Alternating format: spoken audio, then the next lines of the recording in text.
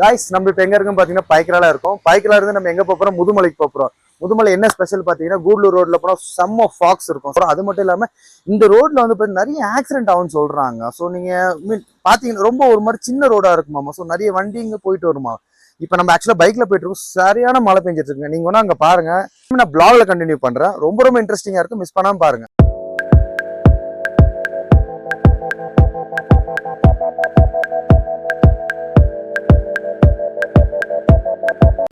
Guys நம்ம இப்போ முதுமலை போயிட்டுருக்கோம் கூடலூர் வழியாக. ஸோ இந்த ரோடு வந்து பார்த்திங்கன்னா வந்து நமக்கு எப்பவுமே லேண்ட்ஸ் ஃபால் ஆகும், ரொம்ப ரொம்ப மழை பெய்கிற இடமாவும் இருக்கும். ஸோ அதனால தான் வந்து பார்த்திங்கன்னா இங்கே வந்து ஒரு வண்டி பின்னாடி ஒரு வண்டி போயிட்டுருக்காங்க ஸ்லோவாக, ஓகேங்களா. ஸோ இங்கேருந்து வந்து பார்த்தீங்கன்னா முதுமலை வந்து பார்த்தீங்கன்னா இங்கேருந்து 35 கிலோமீட்டர். ஸோ இந்த மாதிரி தான் ஸ்லோவாக இருக்கும். பார்த்தீங்கன்னா கூடலூருக்கு ஒரு 10 கிலோமீட்டருக்கு முன்னாடி இருக்குங்க.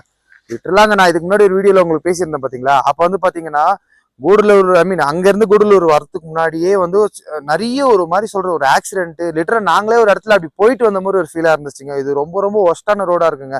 நிறைய பேர் சொல்லவும் நான் அதை வந்து என்னவோ நினைச்சேன். பட் ரியலா நான் இப்போ வந்து ஃபீல் பண்ணி பாக்குறேன். ஒரு மாதிரி லிட்டரலா அப்படி ஒரு ஏன்னா இன்னைக்கு ஃபுல்லா மழை. இங்க பிரேக் லிட்டரலா வந்து பைக்கோட பேக் பிரேக் வந்து சுத்தமா அடிக்கல. என்ன ரீசன் பார்த்தா ரொம்ப ஹீட் ஆயிடுச்சு. வண்டி எவ்ரி ஒரு 20 மினிட்ஸுக்கு 10 to 5 மினிட்ஸ் பிரேக் விட்டு தான் நாங்க எடுத்துட்டு வரோம் வண்டி. இன்னும் ஒரு 12 கிலோமீட்டர் போனோம் போல இருக்கு. என்ன அது மட்டும் இல்லாம வர வழி இந்த இடம் ரொம்ப சூப்பரா இருந்துச்சு. இந்த வியூ அப்படியே பாருங்களேன்.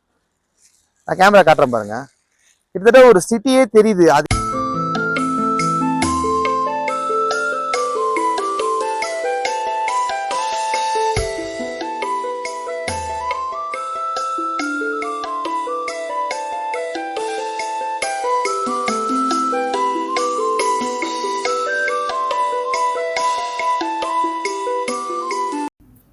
ஸோ இதுதான் நம்ம வந்து ட்ரிப்புக்கு எடுத்துகிட்டு வந்த வண்டி இந்த வாட்டி.